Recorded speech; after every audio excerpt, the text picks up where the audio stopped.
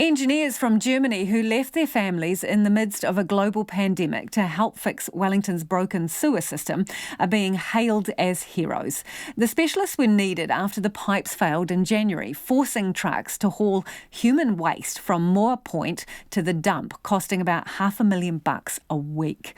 Hamish Cardwell has the story. The locals called them turd taxis, and thanks to the help of the Germans, they've carried their last fare. For 5 long months, the trucks have been making about 150 round trips a day, driving stinking sludge around Wellington's picturesque south coast. The fix? Fly in a team of 5 engineers from a specialist German firm.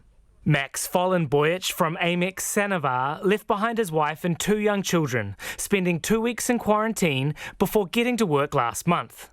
He says New Zealand seemed like a pretty good place to ride out a pandemic. The way we looked at it was more like we're not really safe anywhere since it's a global pandemic. I actually thought the risk with New Zealand and you guys having, I think great measures very early on. I didn't think this is more risky than staying at home. His firm also manufactured the polyester liner, which has been pulled through 1.8 kilometres of the pipeline to repair it. It's a world record for length, and the first time this kind of thing has been done in Australasia.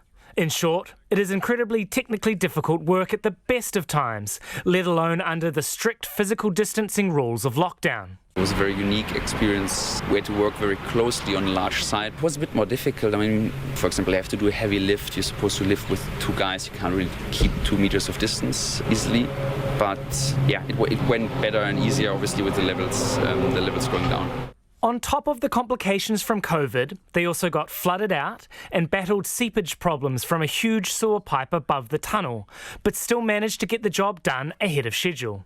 Most of the work has been done by local contractors. Daniel Doyle from Brian Perry Civil, who is in charge of the overall project, says it has been a challenging time. 2 weeks into the job, I had a new baby come along as well, our firstborn, so that as well as being probably the busiest I've ever been in my career, my personal life was pretty busy as well in the middle of a lockdown. So yeah, it's been a pretty busy 10 weeks. The Germans finished their part yesterday and are heading home on Saturday. But Mr. Vollenboich says he'll be back. I actually liked it a lot here. I have to say, it was a great journey. It was a great country, especially Wellington as a city. I like a lot. So we definitely made the plan. I promised my wife, when all of this is over, we want to make a trip and travel around and just come here for leisure purposes and then see the country a bit more. Wellington Mayor Andy Foster says the city is incredibly grateful to the international team who came despite not knowing when they could get home because of international travel restrictions. It's that sort of low-key, unsung heroism, and we're very grateful for what they've done, and we are also putting on a little wee function for them. Obviously, we are limited in how many people we can do that with, but just to say thank you, because it's something quite special at a really unprecedented time. Mr. Foster also thanked the New Zealand team for their work and locals for putting up with the noise and smell of the work and the trucks transporting the waste.